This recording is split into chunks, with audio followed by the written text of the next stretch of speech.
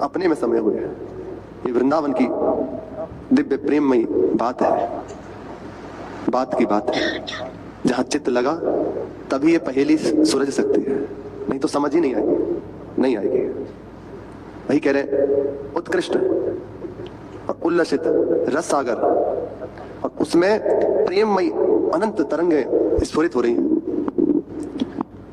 उसकी विशेष महिमा, एक तो दिव्य शोभा, प्रेममयी तरंगे, हाव भाव आदि, और नेत्र, जो मुख कमल है उसमें जो नेत्र हैं अत्यंत चंचल है। प्रणय लोल विलोचनाया, चंचल नेत्र है। थोड़ा सा ये भावना के द्वारा ही समझा जा सकता है। जैसे जैसे भावना बनने लगेगी वैसे वैसे ही इसका विशेष आनंद हृदय में आने लगेगा। अभी भावना करें, दिव्य शोभा संपन्न श्री महारानी जो जितनी आचार्य कृपा से हृदय में आ रही है, उनके दिव्य श्रीअंग वो रोमांचित, प्रेम से रोमांच, बार बार पुलकित, और नेत्र मानो दो खंजन पक्षी बार बार उड़ना चाहते हैं, अत्यंत भोले नेत्र, और बार बार ऐसे विलोचनाया। आचार्य चरण कह रहे हैं जहां ये शोभा हृदय में आई, हे किशोरी जी, हे वृंदावन नव निकुंज सदन की अधिष्ठात्री देवी, हे महारानी जी, आप मुझ पर अपने नेत्रों की पवित्र दृष्टि कब करेंगी, कृपा दृष्टि कब करेंगी, कब मुझे अपने चरणों में स्वीकार करेंगी, कब मुझे अपने चरणों की दास्ता प्रदान करेंगी, ये मांग कर रहे हैं। ऐसे सुंदर स्वरूप जहां रूप का हृदय में स्फुरण होता है, तत्काल उसी क्षण उपासक का हृदय ये मांग से युक्त हो जाता है, कब मैं निरंतर आपके सानिध्य में रहूंगा, कब आपकी सतत सेवा करूंगा, अब एक क्षण आपसे दूर नहीं रह सकता। और इसकी प्राप्ति का उपाय केवल श्री किशोरी जी की कृपा।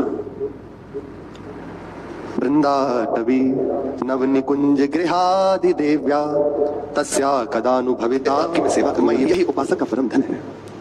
हमारी नाम की रटन मानो पुकार है, एक एक नाम लेकर पुकार रहे हैं, कब कृपा करेंगे, कब अपने श्री चरणों में आप स्वीकार करेंगे, कब निरंतर अपना सानिध्य प्रदान करेंगे। अब आपके बिना रहा नहीं जाता, जिया नहीं जाता, अब आपसे दूर नहीं रह सकते।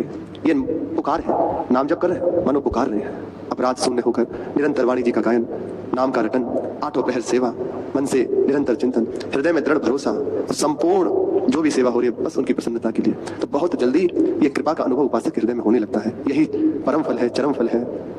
श्री मीरा जी से मिलने, उन्हें लिवाने के लिए चित्तौड़ से और मेरते से, मेवाड़ और मेरते से राजपुरोहित और सरदार सामंत उनकी कुंज, उनकी कुटी तक पहुंचे, मिले, संपूर्ण वृत्तांत सुनाया कि आपके जाने के बाद संपूर्ण मेवाड़ मेरते सब ध्वंस हो गया, चारों ओर हाहाकार हो गया।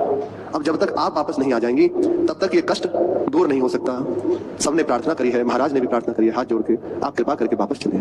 हम बालक हैं, हमसे जो भी चूक हो गई है उसे क्षमा करें, क्योंकि पेट में भी बालक लात मारता है, माँ उससे सह जाती है, उस पर रोष नहीं करती। ऐसे ही हमारे अपराधों को क्षमा करके आप अपनी कृपा दृष्टि करें, हमें दोबारा अपनी करुणा भरी दृष्टि से देखकर हम पर अनुग्रह करें।